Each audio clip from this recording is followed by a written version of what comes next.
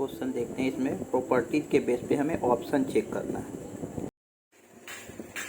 देखिए question number 4 में ना कोई सेट दी हुई है, ठीक है आप लोगों को, और वो सेट दी हुई है, उसकी कुछ प्रॉपर्टीज दी हुई है और उस प्रॉपर्टीज के बेस पे हमें कुछ ऑप्शन दिए हुए हैं, ठीक है। अब हमें चेक करना है कि उसमें से कौन सा ऑप्शन करेक्ट है, ठीक है। उस प्रॉपर्टीज को फॉलो करता है जो भी सेट है, उसको सेट जो फंक्शन का मतलब सेट है वो करेक्ट आता है, ठीक है।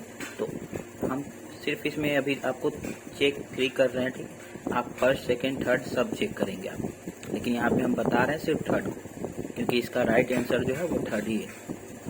यहाँ से हमें चेक करना है। तो इसमें से बोला जा रहा है कि इसमें से कौन सा फंक्शन उस सेट की जो मतलब सेट है वो नहीं बना पाएगी, वो सेट रिजल्ट नहीं देगी। तो देखिए हम ये कर रहे हैं, तो हम थर्ड ऑप्शन उठाए हैं, ठीक है। थर्ड ऑप्शन में क्या है, dxy जो है वो 0 होगी। 0 वैल्यू कब आएगी, जब x mod x minus Y क्या हो जाएगी, इक्वल और स्मॉलर देन 1, या बाकी अदरवाइज में 1 आएगा। तो यहाँ पे क्या होगा कि देखिए यहाँ से हम फर्स्ट प्रॉपर्टीज अगर जो चेक करेंगे जो दी हुई है तो वो सही आ जाएगी, ठीक है। फर्स्ट प्रॉपर्टीज में क्या है कि x और y हमेशा क्या होगा, फंक्शन क्या होगा, 0 से बड़ा है, ठीक है। या तो 0 या फिर तो किसी भी कंडीशन में आप या तो 0 आएगा या 1 आएगा, इसीलिए फर्स्ट स्टेटमेंट प्रॉपर्टीज करेक्ट हो गई, यानी कि कोई दिक्कत नहीं है, फर्स्ट प्रॉपर्टीज फॉलो कर रही है। अब हम सेकेंड प्रॉपर्टीज जो है उसको चेक कर रहे हैं, ठीक है। तो यहाँ पे दी हुई है कि ये जो है dxy 0 तब होगी, ठीक है, जब x और y क्या हो जाएगा, इक्वल हो जाएगा, ठीक है। तो अगर जो हम ये वाली प्रॉपर्टी सेटिस्फाइड नहीं कर रही है, सेटिस्फाइड क्यों नहीं कर रही है, क्योंकि अगर जो हम एग्जाम्पल ले लेते हैं, कोई भी एग्जाम्पल जहाँ पे x और y इक्वल नहीं है, ठीक है। तो मान लीजिए x हमारा यहाँ पे एग्जाम्पल में हमने x को 1 लिया है और y को 1.5 लिया है। तो अगर जो इस कंडीशन में ये क्या करेगा, इसकी डिफरेंस कितनी आ जाएगी, क्योंकि ये फंक्शन हम लोग को क्या दिया हुआ है ऑप्शन में, फंक्शन हमारे पास क्या था, x माइनस वाई, अगर जो स्मॉलर देन 1 रहे तो x कितना है हमारे पास 1 है, और y हमने कितना लिया 1.5। तो अगर इसको ये करेंगे तो मॉड कितना आ जाएगा 0.5, यानी कि क्या है ये वैल्यू 1 से कम है। तो हमें ये फंक्शन हमको क्या रिजल्ट देगा, 0 देगा। लेकिन प्रॉपर्टीज में क्या बोल रही है कि फंक्शन जो सेट है वो 0 तभी बनेगा जब x और y इक्वल हो, लेकिन यहाँ x और y इक्वल नहीं भी है तो भी क्या हो जा रही है, वैल्यू 0 आ रही है। तो इस अकॉर्डिंग ये सेकंड जो प्रॉपर्टीज है उसको फॉलो नहीं कर रहा है, ठीक है।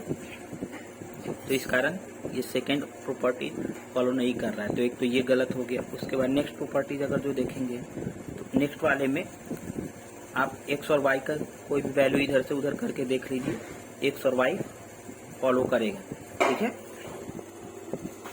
अब आते हैं जो लास्ट जो प्रॉपर्टीज है उसको चेक करते हैं। तो लास्ट वाले प्रॉपर्टीज में क्या लिखी हुई है कि dx जो z है वो इन दोनों से क्या होगी, या तो इक्वल होगी या स्मॉलर होगी, बट ऐसा नहीं है। अगर जो हम x और y की वैल्यू मतलब कोई भी x और y की वैल्यू आप ले लीजिए और उसको अगर जो आप देखेंगे चेक करेंगे तो आपको पता चलेगा कि नहीं, ऐसा हमेशा नहीं होगा, ठीक है। किसी किसी केस में होगा बट हमेशा नहीं होगा। फॉर एग्जांपल हमने यहाँ पे अगर जो x को 1 ले लिया है, y को 2 ले लिया है और z को 3 ले लिया है, तो देखिए हमारे पास जो गिवन हमने जो आपके ऑप्शन में है, ऑप्शन में थर्ड फंक्शन हम ट्राई कर रहे हैं कि थर्ड फंक्शन पे सारे प्रॉपर्टीज लागू फॉलो हो रहे हैं कि नहीं।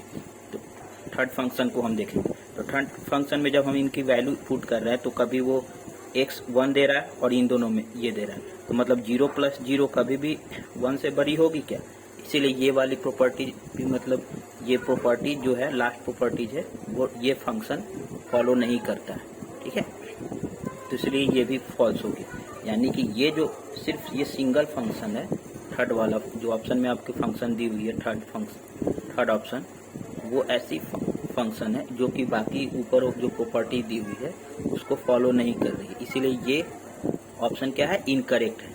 बाकी आप 1, 2 और 4 जब चेक करेंगे इसी अकॉर्डिंग तो आपको पता चलेगा कि नहीं, वो जो फर्स्ट सेकेंड और फोर्थ फंक्शन है वो सारे प्रॉपर्टी फॉलो कर रहे हैं। ठीक है।